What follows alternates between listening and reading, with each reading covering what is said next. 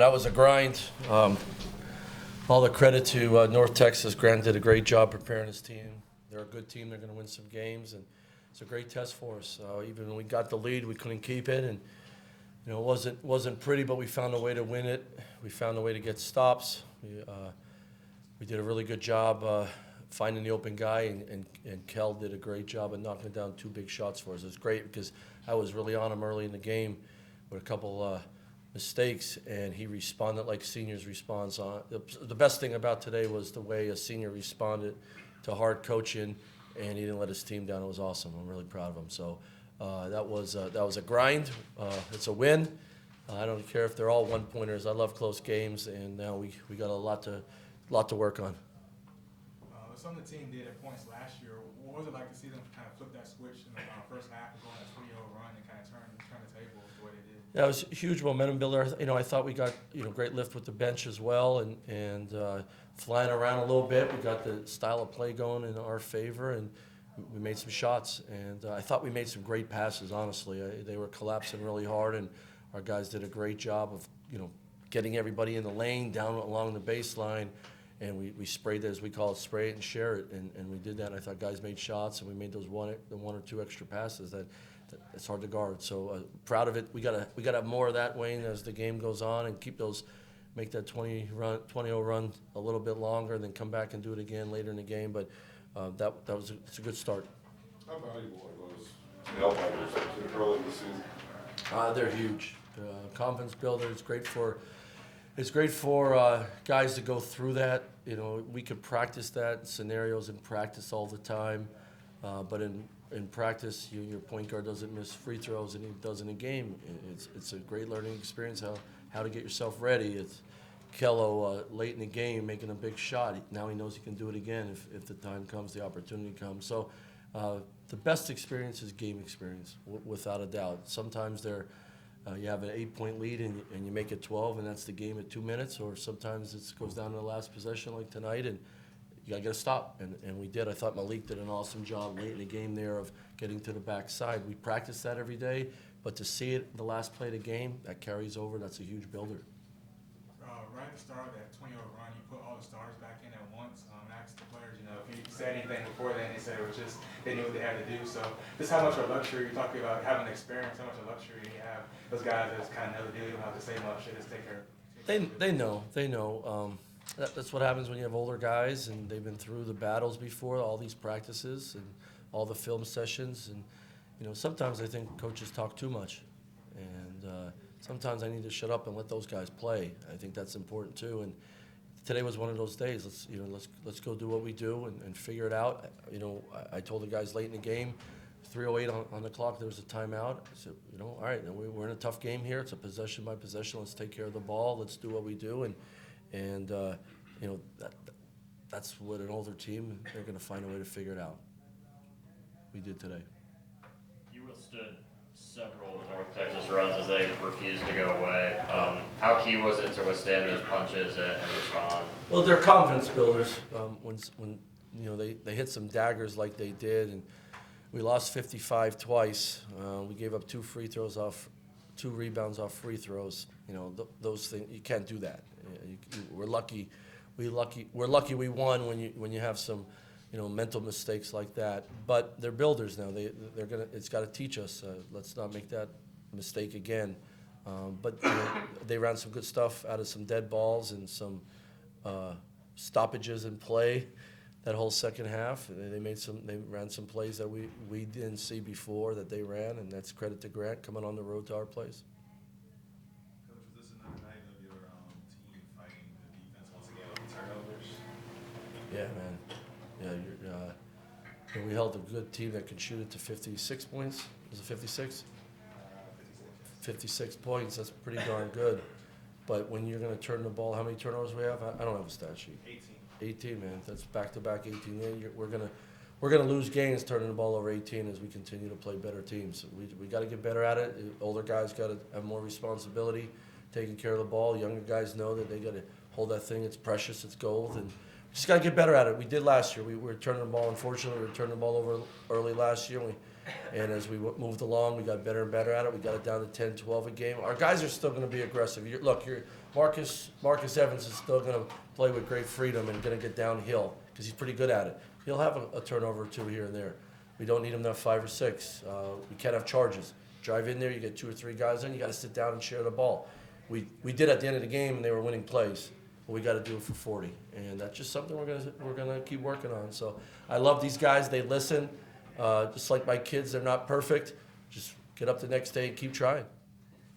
Earlier this year, you talked about staying in the moment. How big do you think that helped Mikhail hit those 2 shots? That's everything. I mean, I told him, I said, that's the greatest teacher so far this season for our young guys is here's a senior who I went after early in the game and put him on the bench, and he responded by making game-winning plays because he didn't worry about himself. He quit feeling bad for himself, and what he did is, I got to help this team. I got to help us win, and that's what he did. And that's the greatest example I can tell anybody is get outside your feelings and I got to do this in this moment where my feet are right now. I got to help my team win, and he sure did it. Great example. We'll watch that and we'll explain that to our younger guys. There's the example of impacting winning, impacting your team. It's awesome. Kind of on the note of helping win, Marcus Sanchez he had 1 field goal, but he led the team with +8 pops. Yeah. What did he do to help the team? Well, he just didn't get a lot of touches. I should say he did a great job getting that ball hot, especially when we got that run going. They just collapsed so hard on him, and they were blitzing or trapping the ball in the post from the baseline side. So he didn't have a lot of room, so he really got that thing hot. A couple times he skipped to the backside, got guys shots, or got the hockey assists as we talk about it. Just his energy, even on offense, he's maturing, so he's turning himself into a good passer. You know, you have a 5-man out there that can pass the ball and get guys shots in the perimeter. You're harder to guard.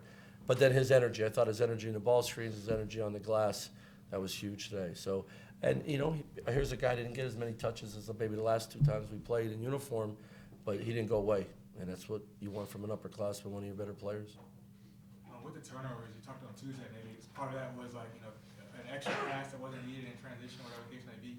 Are there specific ways you work on turnovers in practice, whether like drills or something like that, like, 1-on-1, 2-on-1s that you work on, how to cut down some of those turnovers? Yeah, there's a lot of drills, and we turn it over, we run. Running is the ultimate equalizer. You turn it over, you run. Maybe we got to run more, faster. If you got any ideas, Wayne, help me out, brother. But part of it is we talk about team and personal responsibility to do the right thing in the moment. You drive in there, yeah, I know you want to score, but there's 3 guys in there. Sit down, kick it out. It's the right play in the right moment.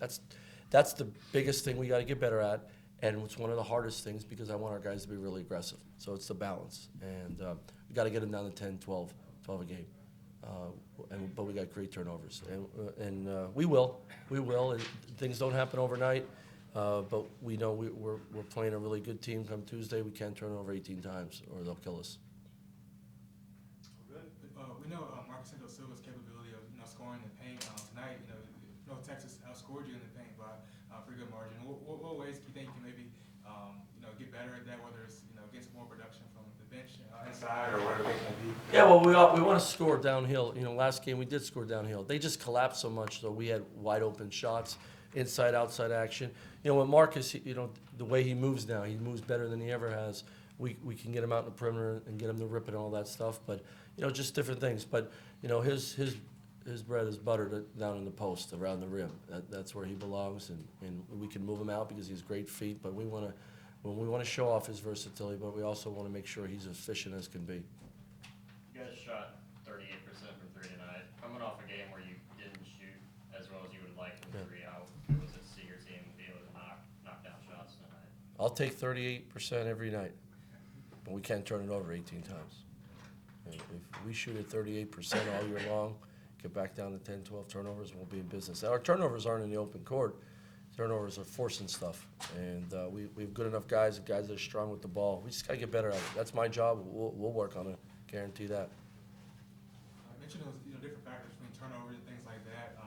First sort of close game of the year, you mentioned it could be valuable. What was sort of the film review and stuff look like with the team to kind of get those points across as you get ready for? Say that again. What some of maybe the film review look like as you sit down with the team to kind of get those points across for the first time this year before you get ready Yeah, just, the one thing we do at film session, we do our defense, then we do our offensive breakdowns, and we show teaching points. It's not a crazy session where I'm screaming, because that doesn't help. That doesn't help, because I want us to have great confidence. We could be better in this moment right here, so it's all teaching points. Defense goes, offense goes, and then there's special plays that I'll show our guys. It could be from body language, it could be, look, that's a turnover. That's your third turnover like that this year.